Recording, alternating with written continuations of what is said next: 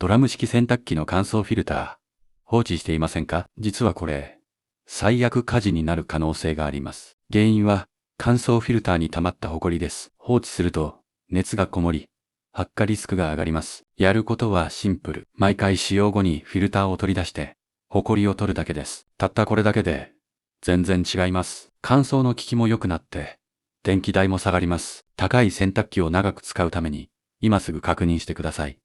おすすめグッズは、プロフィールから。